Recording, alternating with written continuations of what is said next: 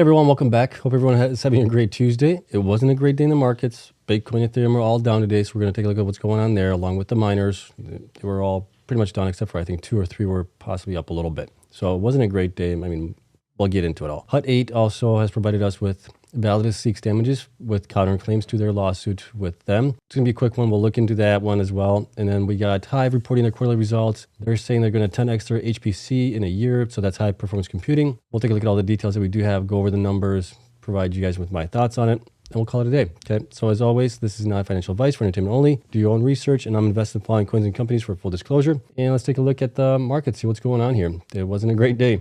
S&P was down 2% on the day. It was down to 3,997. Dow Jones was down 2.06% to 33,129. The NASDAQ was down 2.41% to 12,060. So things are not looking good. Bitcoin also today is down after trying to battle with the 200 weekly moving average here. So we've done it 6 days in a row where we've tried to get above this 200 weekly moving average, which keeps increasing. It's at right now it's about 25,091 roughly. But we've tried it a couple times here and it hasn't worked out. Unfortunately, I think we're going to possibly go further down. We can see here that we are down a little bit here than the new day, but we did finish out the day down 1.57%. So we weren't down as much as the other markets, but we're still down today. And we closed at 24,454. So looking at the forward chart here, we can see that the RSI has been coming down here. Price also is, well, last time RSI is down, price is about the same here. So we're still looking okay there, but I'm guessing we're going to continue going down. And the 1 hour RSI is also coming down here to 40. And we can see the last time we were right around this range here on the RSI was back here. Price was higher at that point. So on the 1 hour, it is shifting more towards the bearish side, unfortunately, on that one. So we'll keep an eye on it. Right now, our support is at 23,800 roughly. Take off some of these lines here. Then we do have our daily moving average here. This is the 20-day moving average, 50-day moving average, and the 200-day moving average down here. Those might act as support as well as if we continue going down below our 23,800 mark. We'll see how that's going to play out. But I'm guessing, I mean, it's hard to tell right now. It's anybody's guess right now as far as where we're going to go. Take a look at Ethereum here. Ethereum was also down today, was down approximately 2.58%, so more in line with the other markets. It closed at 1,659, and we'll see how that one plays out. Okay, let's take a look at the miners here really quick. Annie was down today 11.04%, so that was quite a bit, down to 42 cents. Argo was down also 3.24% to $1.79. We got Bit Digital was down 5.37% to $1.41. Bitfarms was down 4.05% to $1.06. Cypher was down 8.42% to $1.74. CleanSpark was down 7.69 to $3.12. Cores was down $1.69 to 36 cents. DigiHost was down 2.87% to $1.69. DMG was up actually 0.55% to 24, and Cores, was actually up 1.69%. Greenidge was down 8.36% to 55 cents. Hive was down 9.5% to $3.05. Hut 8 was down 9.45% to $1.82. Iris Energy was down 11.37% to $3.31. Marathon was down 7.4% to $7.13. Mawson was down 2.8% to $2.78. Riot was down 5.61% to $6.22. Soluna was up 1.95% to 34 cents. TerraWolf was up 6.59% to 67 cents. And that is it on the miners here. For the most part, a pretty bad day for the miners. Could have been worse, but it wasn't, they could have been down 20%, but they were only down at most 9 to 10%, somewhere around there. It wasn't too bad. Now let's take a look at the network hash rate here. Network hash rate on the 7-day. Okay, so it has come down a little bit here to 316 million. And on the 1-day average, it has come way down here to 286 million. But we still have this trend going up. We'll see where we end up at. I'm guessing we're going to be higher. That's it for those. Let's take a look at our first story here, which is on Hut 8. So Hut 8 provides update on North Bay facility. This is going to be really quick. Got some questions on this. Well, they announced that they have received a statement of defense and counterclaim of Validus Power Corp and its subsidiary Bay Power Corp, collectively Validus. So we know that Hut 8 was suing them for not living up to their contract. Now they're being countersued as well. So the counterclaim relates to the company's ongoing dispute with Validus in respect of Validus' failure to meet its contractual obligations under the power purchase agreement it entered into with the company, as well as the associated lease between the company and Validus at the company's mining facility in North Bay, Ontario. I still don't know what that lease is. If you guys know what that lease is about, is it on transformers and things like that, or is it actually on the facility itself? Don't know. That would be nice to know. In addition to denying the majority of all allegations in the company's statement of claim, Validus has brought counterclaim against the company and is seeking monetary damages. So it just went from bad to even worse now. The company intends to pursue the claims set out in its statement of claim as previously announced. The company is considers the counterclaim to be without sufficient merit and will vigorously defend all of the claims in the counterclaim. We were hoping that this is going to be a relatively quick court battle, but now it seems like this is going to just drag on one party suing the other, and it's just going to drag out who knows how long. Hopefully they can come to some sort of an agreement on this relatively quickly, because as each month that they are not mining, they are losing a lot of money, and it's going to be even harder for Validus to possibly pay them back X amount of millions possibly. So, but we'll see. Okay, so that's it. This is unfortunate, and we'll see how this is going to play out, but I'm guessing it's going to play out probably in the next maybe 6 to 9 months if we're lucky.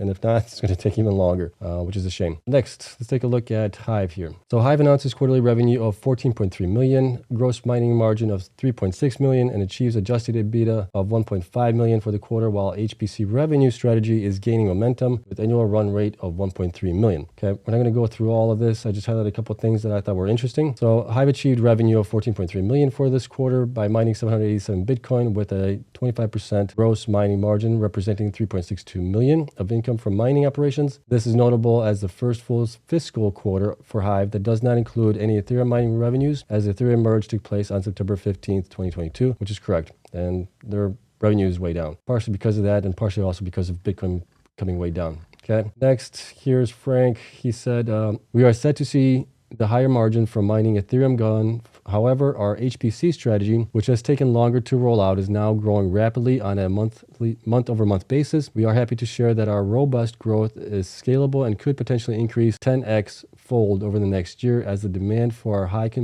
quality chips due to the huge global demand for AI projects like GPT chat, medical research, machine learning, and rendering. So that's actually good news there. I don't know if the 1.3 million that they provided up top is based on the current revenue or if it's based on the 10x revenue that they're going to be possibly getting. If it was 10x, well, then you're looking at about 13 million possibly for revenue from this high performance computing work they're doing now. Okay. And then down here, let's see here. This is from, I believe, somebody commented on this. I think it was Aiden. Furthermore, Hive's average cost of production per Bitcoin was $13,599. This is kind of like the new norm that we're kind of seeing here as far as the cost to mine Bitcoin has definitely gone up for a lot of these miners here. We've seen it already with CleanSpark that reported. Somebody else that has reported also was pretty high above 10,000 as well. So this does look like the new norm possibly. Let me see. So that includes cost of goods sold, not including SG&A. For the quarter ending December 31st, a 37% increase in cost from previous quarter ending September 30th, 2022. So the company notes that from October 2022 onwards, the Bitcoin mining hash rate and difficulty at all-time highs, it is expected that the cost of production for Bitcoin will increase for the industry at large as less Bitcoin per terahash is being rewarded at these difficulty levels, which is true as well. The only way you can combat that is if you're actually growing your hash rate more than the network hash rate increase. Continuing on here, let's see what else do we have here. Something down below. There was something else. There it is. So High Performance Cloud. Hive is also pleased to announce it anticipates plans to launch High Performance Cloud in calendar Q2 of 2023, so that would be good. Prior to the full-scale launch of Hive Cloud, we are also pleased to share that our proof of concept to utilize our fleet of GPUs is currently produced an annual revenue on a run rate basis of over 1 million, doing high-performance computing workloads not involving digital asset mining. So it looks like currently they're at 1 million run rate, and if you 10x that, well, they're looking at about 10 to 13 million potentially for that, if that works out that way. That would be great. That would be nice little added revenue for them, especially for the GPUs that aren't, no longer mining Ethereum or anything else. So that would be great. Let's see here. We note that this is a current market. We note that this is a current market conditions approximately 25 times more profitable than mining on $1 per MWHR. Trying to figure out what that is, megawatt hours. Base is generating over 1,800 per megawatt hour in revenue. Notably, Hive is currently realizing these revenues by enlisting approximately 450 GPUs, which could consume approximately 80 kilowatts of power to produce up to $3,500 per day. By comparison, 80 kilowatts of Bitcoin ASIC miners would be producing approximately $175 per day using the same power footprint of 80 kilowatts. Okay, so that is pretty good margins there, or at least better revenue on that. But Bitcoin starts going up in value, that should get increased from 175 to a lot more. But that's actually really good there to know. And our operating team over the last 6 months have studied the stability, performance, and technical requirements to support HPC workloads with our fleet of data center grade GPUs. This is notable technical achievement. We plan on continuing to scale this project and hope to achieve the 10x growth in our HPC revenue run rate in the coming year. So that would be great. So somewhere around 10 to 13 million added revenue per year.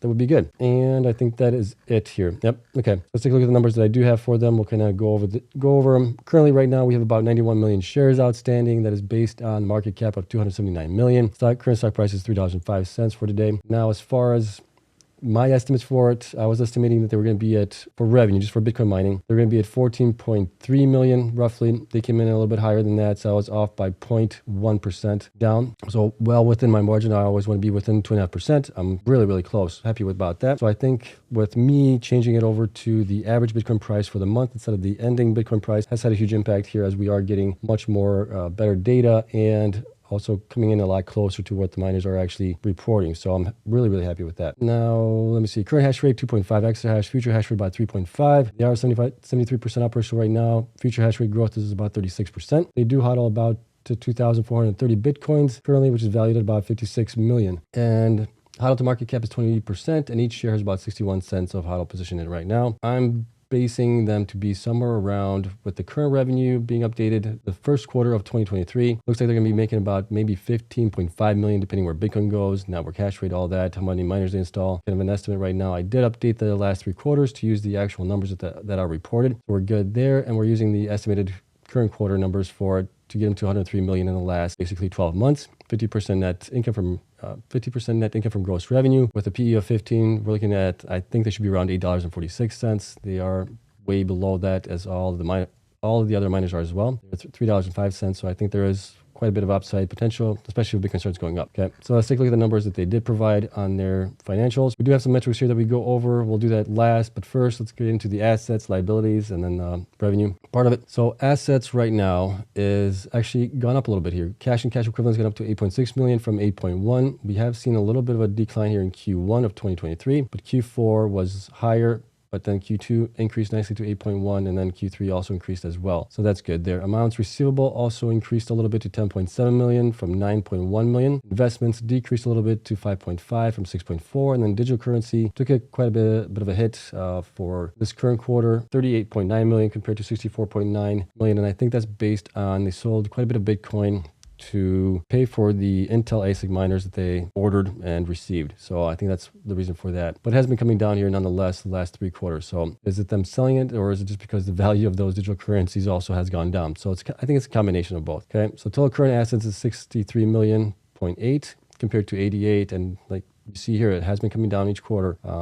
So not a good trend. We definitely need Bitcoin to start going back up so we can start reversing that trend a little bit. Property and equipment also took a hit here, 93.6 million from 132 million. And that has been also coming down here each quarter. Long-term receivables, 4.6 million. So that actually increased here, 4.6 million from 1.8. So that's good. Their deposits of 15.8 million they have.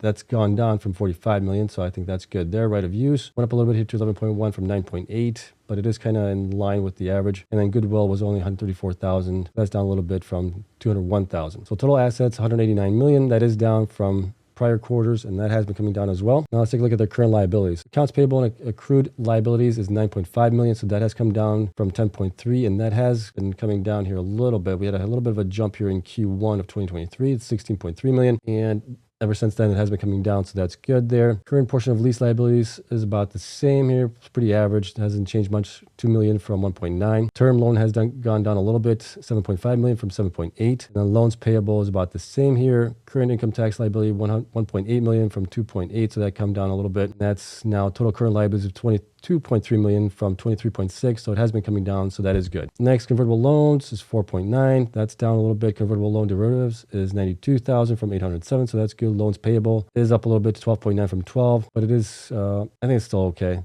And then lease liability is 8.2 million from 8.1, pretty in line where it was. So total liabilities did come down a little bit here to 48.5 million from 49.8. Small decrease, but nonetheless, it is a decrease, so that's good there. Shareholder capital is 418 million. It's a little bit more than the prior quarter. Equity revenue, 16.6 million from 15, so that's good. Accumulated other comprehensive income lost was 10 million and 10 million for the other one, so that's fine there. Accumulated deficit of 304 million from So that's up actually from 211 million in the quarter. So that's not good there. And total stockholder equity took a big hit here, 140 million compared to 228 million. And then total liabilities and stockholder equity took also a big hit, 189 million from 278 million. There are some improvements there, but we'd definitely like to see stockholder equity increase a little bit. Okay, revenues was 14.318 million.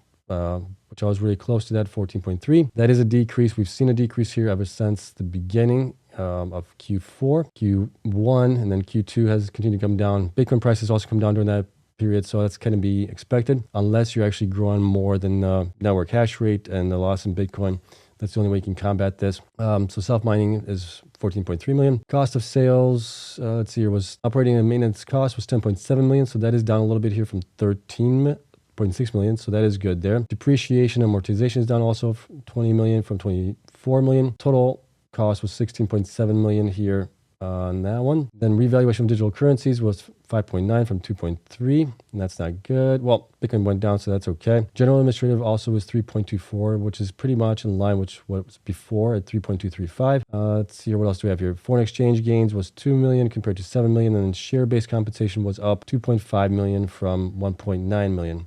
So that's the highest it's been here across the board. Don't like that. So in all of this, we're down negative 3.7 million currently on it. Going down here, unrealized loss, investment. What else do we have on here that was kind of interesting? See, that's something that popped up. Impairment of equipment deposits was negative 22 million. We didn't have that in the prior quarter. Gain on sale of mining assets, that was down 1.2, almost 1.3 million. And let's see here. Finance expenses went up a little bit here to 1.004 million from 938,000. And then net gain loss income for the period was negative 90.4 million. Pretty big jump here from Q2 of 37 million negative, and then somewhat similar to what we had in Q1 of 95 million, a little bit less than that. So that's not good. Tax recovery, net loss was 90.01 million. And then gross profit, let me see here. Gross profit minus depreciation. Yeah, so they said 25%. That's kind of what I have them at, 25% right now. Gross profit minus depreciation would have been 25 million roughly on that one. Translation adjustment, don't care about that. Net loss was 89 million compared to 37 million. Kind of figured that this was going to play out this way with a lot of the miners. Bitcoin was coming down in price. Network hash rate was increasing. We knew it was going to be a pretty bad quarter here. And let's see, per share, lost $1.09, basically basic and diluted. And then weighted average number of shares outstanding was 82.7 million ending the quarter. That's kind of how we stacked up. We knew it was going to be a pretty bad quarter for all the miners for the most part. And did report 370 or 700. What did they report as far as being mined? I think it was more than what I have them for. Let's see here. They reported 787. I have them at 784. So we're off by a little bit here based on the numbers that I do have tracking for them. Starting hash rate was about 2.6 exahash. They finished out with 2.0 exahash. And I think that was, they turned off some of the older miners for some, well, electricity prices were going up. So I think that's why they turned off some of the older miners. Basically, what we're looking at here right now, BTC mined per exahash was 334. You can see here that it has been coming down here. It was went up actually here in the last couple of quarters, but this one had a pretty big dive down, and that's going to be based on the network hash rate increasing. So that, and then also not having the GPU miners to help offset that. Okay. So cost to mine one BTC minus depreciation is about 13.6 thousand for them right now. If we use all in costs, it's about 114,000. And then enterprise value market cap is market cap plus debt minus cash is 293 right now million. And what are they valued at right now? 293. They're pretty close to that, close to their market enterprise value. They are pretty close to their enterprise value right now. Debt to equity ratio also is up a little bit here, 0.344. Like to see that one, I believe, go down a little bit. It was lower here in Q4, then it started going up here a little bit in Q1, Q2, and then finally in Q3. And then the current ratio is 2.86. That has been coming down also as well, but still not bad. But we want to be above 1 at least. We are, so they are pretty efficient with their cash. And then when we look at book value of equity, assets minus liabilities, BVE, that's 140 million. So that's down from the 228 million that it was. And then price to book ratio is market cap divided by BVE is 1.987. So that has been coming up here a little bit as well. And now as far as revenue was 14.3 million. General administrative and compensation, that equaled about 5.8 million. That gets us down to basically 40% of their